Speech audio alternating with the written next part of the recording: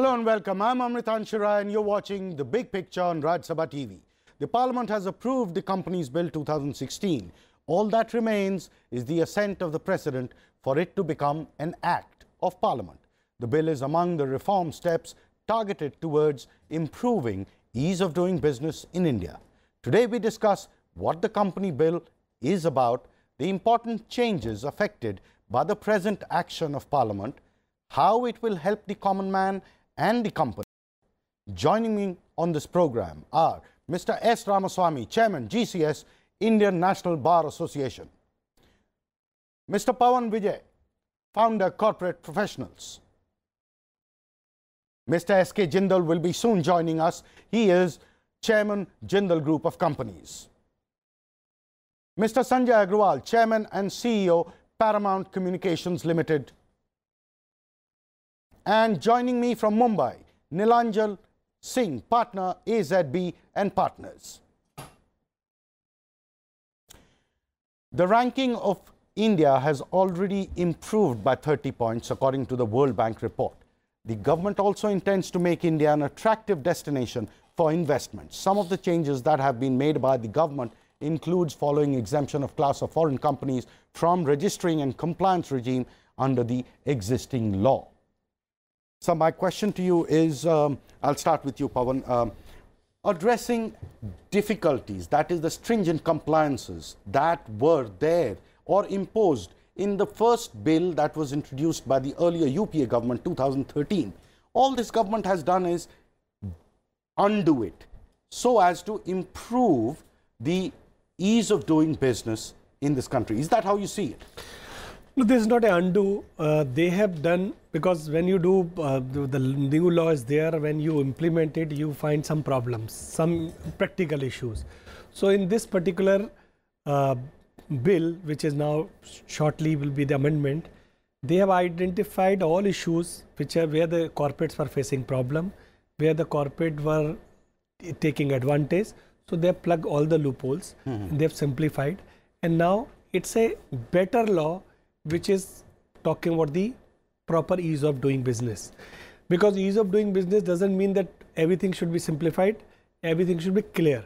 Whatever it is not clear, it's a confusion, it's a not ease of doing business. Could you specifically mention one or two changes which actually targets ease of doing business? What is it that now there was a communication gap, confusion, pecuniary relationship. So suppose I'm a director and I'm using hotel services or I'm using car of my company, which is where I'm a director, it's a pecuniary relationship. So there was no definition that how much I can use, whether I'm using one cigarette, one hotel room, it's a pecuniary relationship.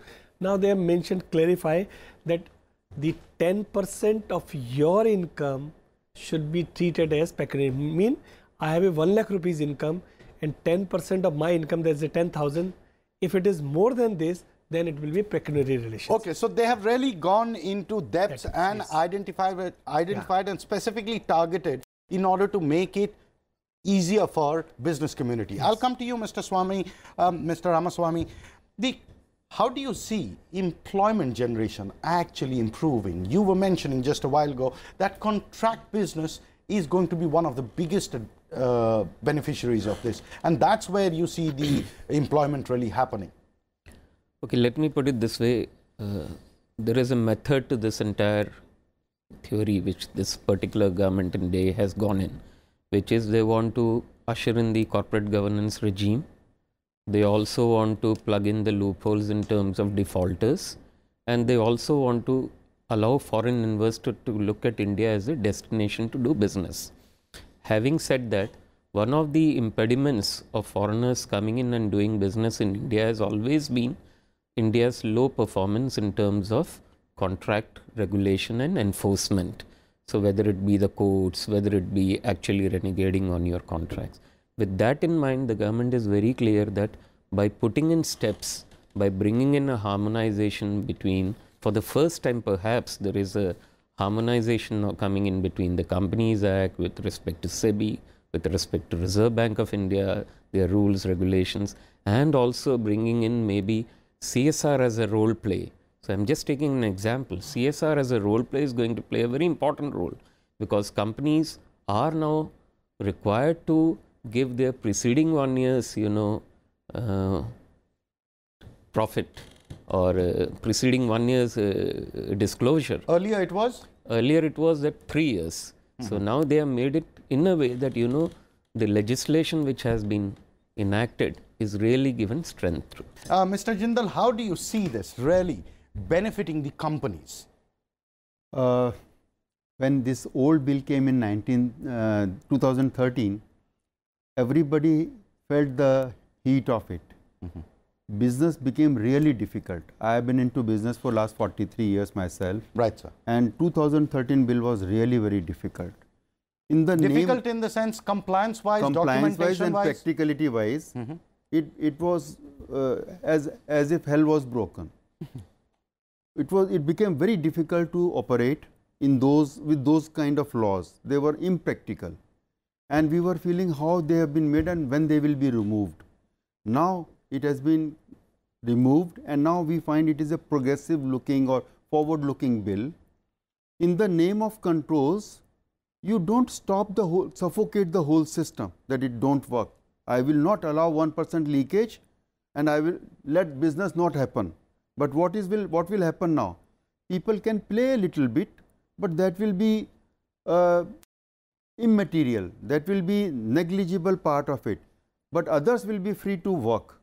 Others will be able to perform. Others will be able to work much better than some of them may take some advantage, misadvantage, or abuse it little bit, but that will be very little and of no relevance. In the name of law, they will not be able to do much. It will be too small a portion.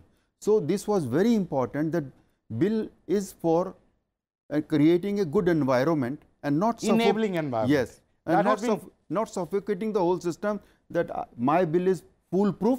100%, nobody can take advantage of this. Right. I'll get Mr. Agrawal in. Mr. Agrawal, can you hear me, sir? Mr. Agrawal, on the penalties and prosecutions, the slabs have been really brought down. I mean, earlier the penalties and prosecution, the terms were more stringent and really detrimental to business, because these are economic offences that we are talking of. Has that been eased out in this company's bill? You see, I have not been able to study the amendments in full detail, but from what all I have been given to understand till now, I think there has been a movement towards reasonableness in both directions. Wherever there was a need to, in fact, make the rules more stringent, I think they have been done in some cases. For example, in terms of the timing for filing of certain financial disclosures, that has been tightened up, for example. At the same time, certain penalties which were totally disproportional, for example, in case of a minor technical infringement, you were about to incur some very huge penalties. Those things have been rationalized. Overall, I would say it's a balanced exercise in the way that what was by mistake probably pegged at a too high a level has been brought down, and what was probably required to be tightened up has been tightened up. Mr. Agrawal, also, how do you see this really impacting the common entrepreneur in this country and generating the kind of entrepreneurship that the Prime Minister has been constantly talking about?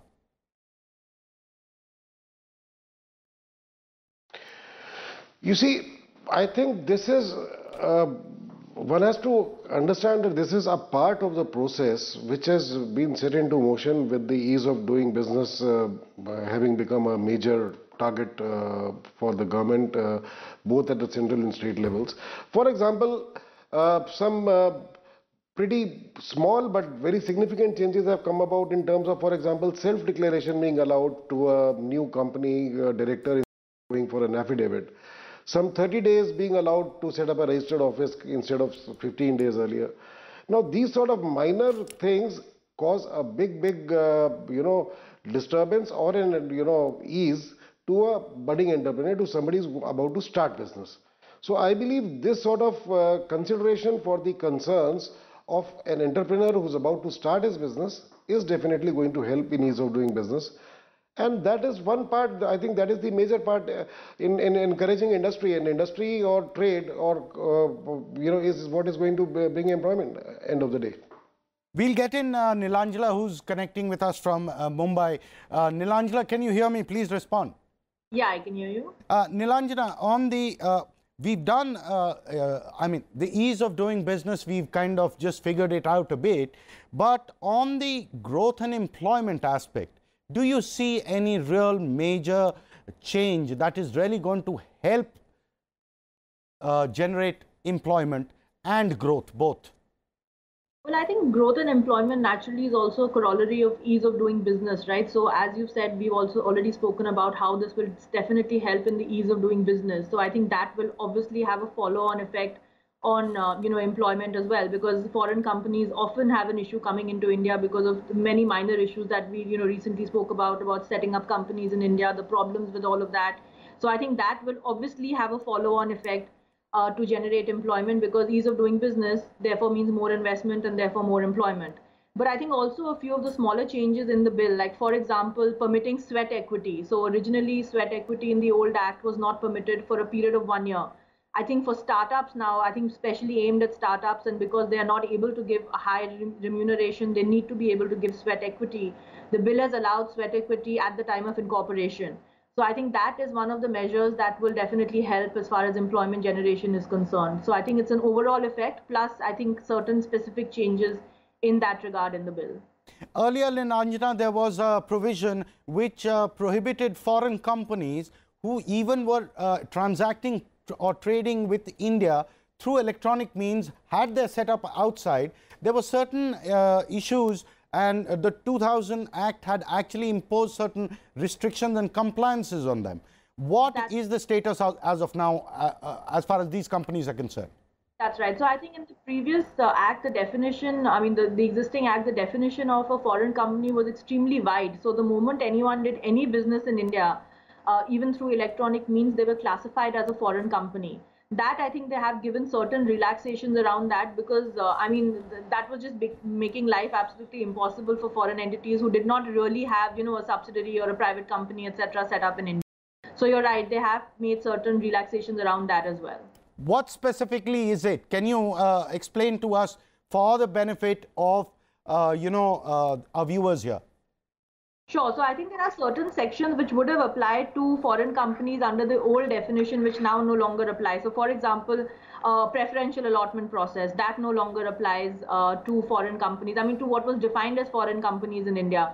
The requirement to file a prospectus, that no longer applies, because it cannot apply actually. If you look at the definition, it was simply making it impossible in its application. So I think those are some of the specific, relaxations given to, what would be deemed as foreign companies in India. Right. Mr. Jindal,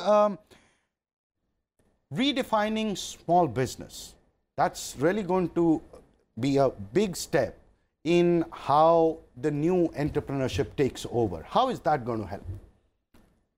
Small businesses need more help, more easier laws to comply with. They cannot comply with very strict and too many laws. So when you put too much of burden on them, they don't flourish. This will help. This will sort of revolutionize the management, the control of running the business. This will make it easy, and they will be able to create more jobs, I think. If the business grows, job automatically grows. If business gets killed because of the overburdening of the laws, the jobs also get killed in the process. You want to add to that, Pavan, Vijay?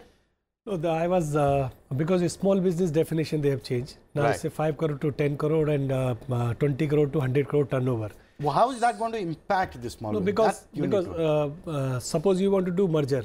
So small companies are the short route. There's no need to go to the court. Second is the compliance is simplified and less. And in future also there's a demand going on. The small company should be treated in a different footing than the big company. So it will be advantageous. So now the question is, 5 crore and 20 crore is every company's turnover. So people were asking that it should be increased. So they have increased now. So that is one advantage. Second is the biggest problem was the managerial remuneration. Now they have changed the managerial remuneration. Now you can give any amount of managerial remuneration by passing a special resolution. Only condition is that you should not be defaulted. Okay. So this way they will change. And when you were talking about the foreign companies aspects, so there is one biggest issue. Foreign companies are investing in India. So sometimes they are investing and they are having a wholly owned subsidiary company in India. But for having a meeting, they have to come here. So every year there are 2 directors, those who are on the board, they have to come to just attend the meeting. So now they have allowed that if you are a foreign company and you have a wholly owned subsidiary company, then you can have a meeting anywhere in the world. So basically they have kind of disallowed the foreign directors from traveling to India. No, that's it. So, but the biggest point which we are, which we should not miss out in this program, the penalty point has changed. Yes. Yeah. And this, people may say this is a burdensome. What specifically is it? This, the point is, previously what was happening, you were having a due date, then you having a 270 days. So you can file by paying 12 times of the fee. And the fee was also very less. So that, just take example, it was a 300 rupees for one form. So 12 times is 3,600 rupees you pay, and you can file after 1 year, 2 years, 3 years. So these shell companies issues which were there, they were not complying, and when the issue was coming and some notices coming, so they were aware that I have to pay only 3,600 rupees. But now after the due date, so due date is say 30 days. After the due days, from first day it is 100 rupees penalty. So the same amount which I am saying, if it is delayed, it may be 16,000, and then they have done one more thing. 1 year, 2 year you can do, and after 3rd year if you are continue, then it is a 2 times and multiple times. So they basically they have brought in the strictest possible system, but at the same time brought down the penalty and made it much more. Penalty has not reduced. Penalty is now disciplined. I get it. I get the point. I should not form a company just for the keep it, or any Tom, Dick and Harry should not form the company. Everybody who is doing business, he should form the company. Form the company and then seriously conduct business and not do anything else. Mr. Ramaswamy, you were also pointing out that earlier it was one flat enabling environment for all kinds of companies, whether small, big, micro, medium, large. But now the company bill also acknowledges the various sizes and provides for a legal infrastructure for all different types. Yeah, is that case to the point, what you rightly said is, say, a one-person company or a small company. Now the penalty has been reduced. It's been slashed and brought down almost to half. Right. So it's not that, you know, a one person should be equated with a public listed company in terms of the fines or the prosecution allotted. The deterrent has to be there, but it has to be mindful of the fact that there are various sizes of companies and entities that exist. Dissuade them right in the beginning not to do business, unless, as Mr. Jindal rightly said, unless you allow people to have a free play to do business, how will you generate employment? The self-attestation change has made a real big difference for the companies, because that is where, and rightly so, the Prime Minister went ahead and said, if you can't trust your own people, then whom can you trust? And he went ahead, and that has sunk in very well with the legal framework that's happening. One small little change, impact that this change is going to have on your company. You see, when these rules are too strict or too heavy on you, they sort of become non-starter. People ignore and people avoid going into that direction. But with such changes like self-attestation thing you mentioned, now it seems so logical why it should not have been done much before. Yeah. And in every case, they were so insistent of this, it was causing so much of pain for everybody.